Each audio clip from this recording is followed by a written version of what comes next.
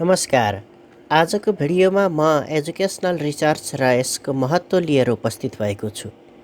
यस अघिको भिडियोमा रिसर्च मेथोडोलोजीको अर्थ, परिभाषा र विशेषताका बारेमा छोटो चर्चा गरिएको थियो। यदि उक्त भिडियो हेर्नुभएको छैन भने तल डिस्क्रिप्सनमा गएर हेर्न सक्नुहुनेछ। विशेष गरी यो भिडियो एमएड तेस्रो सेमेस्टर अन्तर्गत अनिवार्य विषय शैक्षिक अनुसन्धान पद्धति कोड नम्बर 535 अन्तर्गत रहेर निर्माण गरिएको छ। यो भिडियो तपाईहरूलाई उपयोगी हुनेछ भन्ने आशा राखेको छु। तपाईँ यस च्यानलमा नयाँ हुनुहुन्छ र यस्तै भिडियोहरूको अपेक्षा गर्नुभएको छ भने च्यानललाई लाइक, सेयर र सब्सक्राइब गर्नुहोला, जसले अर्को भिडियो आउने बित्तिकै तपाईलाई जानकारी हुनेछ। विषय प्रवेश गरौँ। शैक्षिक अनुसन्धान र यसको महत्त्व, educational research and it's importance.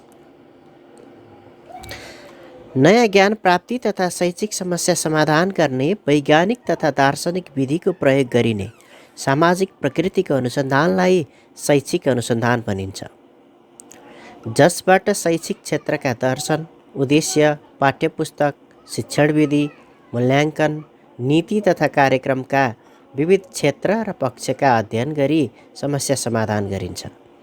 बुदागत रूपमा यसलाई यसरी बताउन सकिन्छ: शैक्षिक अनुसन्धान वैज्ञानिक र दार्शनिक विधिको प्रयोग गरेर शैक्षिक मुद्दा तथा समस्या समाधान गर्ने गरिन्छ।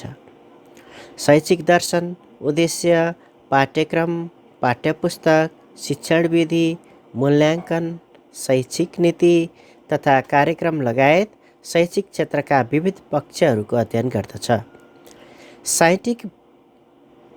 Scientific method in the study of educational problems. विज्ञहरूका अनुसार शैक्षिक अनुसन्धानलाई यसरी परिभाषित गरेको पाइन्छ: C.V. गुडका अनुसार educational research is study and investigation in the field of education or solve education research. F.L. Whitney का अनुसार educational research aims to make education by the use of scientific and philosophical method. अर्थात् वैज्ञानिक र दार्शनिक विधिहरूको प्रयोग गरेर शैक्षिक समस्याहरू समाधान गर्ने उद्देश्यले सञ्चालन गरिने अनुसन्धान शैक्षिक अनुसन्धान हो। यसैगरी W.M. टेरेसका अनुसार educational research is that activity which is directed towards the development of science of behavior in educational situation.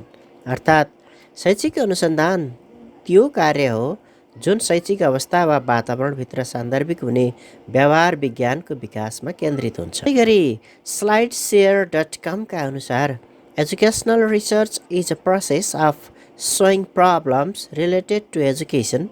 It is careful and critical search for knowledge related to education. It is the formal process to correct precious errors, manipulate and control variables, verify and extend theories and qualities, and discover new things with an ultimate objective to advance for the welfare of society. सही गरी historical development of educational रिसर्चमा भनिएको छ, the scientific era in the physical sciences begin in the 17th century. The emergence of education as a science is only 80 years old. It was due to not only the complex nature of phenomena to be studied, but also to show progress in the development of measuring tools for collecting data of educational interest. The history of various developments in educational research therefore is closely linked with some of the significant development in the history of measurement and testing. अथवा भौतिक विज्ञानमा वैज्ञानिक युग 17औं शताब्दीमा सुरु भयो। विज्ञानको रूपमा शिक्षाको उदय भएको मात्र 80 वर्ष पुग्यो। यो अध्ययन गर्ने घटनाको जटिल प्रकृति मात्र होइन, शैक्षिक अनुसन्धान विभिन्न विकासको डाटा सङ्कलन गर्ने अर्थात् तथ्याङ्क सङ्कलन गर्ने, नाप्ने उपकरणहरूको विकासमा ढिलो प्रगतिको कारण पनि हो। मापन र परीक्षणको इतिहासमा यसले केही महत्त्वपूर्ण विकाससँग नजिकबाट जोडिएको छ। यस्तै एजुकेसनल रिसर्चका प्रकारहरू। Types of educational research. Number 1 fundamental or basic research. Number 2 applied research. Number 3 action research. अब हामी एजुकेसनल रिसर्चको महत्त्वको विषयमा कुरा गर्छौँ। Importance of educational research. शैक्षिक क्षेत्रमा नयाँ ज्ञान तथ्य खोजी गर्न तथा प्रमाणीकरणका लागि शैक्षिक अनुसन्धानको जरुरत पर्दछ। शिक्षण सिकाइ प्रक्रियामा प्रभावकारी विधिहरूको खोजी गर्न प्रयोग गरिएका शिक्षण सामग्री, पाठ्यक्रम, पाठ्यपुस्तक लगायत लगानीहरूको प्रभावकारिता र सर्वसुलभताको मूल्याङ्कन गर्न, ज्ञानको सङ्गठित स्वरूपको खोजी गर्ने जस्ता महत्त्वपूर्ण कार्यका लागि शैक्षिक अनुसन्धान महत्त्वपूर्ण मानिन्छ। केही समयदेखि शिक्षाले विश्वस्तरमा प्रतिस्पर्धा गर्नुपर्ने भएको छ। यसका लागि गुणस्तरीय शिक्षा अपरिहार्य छ, जसको मूल स्रोत अनुसन्धान नै हो भन्दा दुई मत नहोला।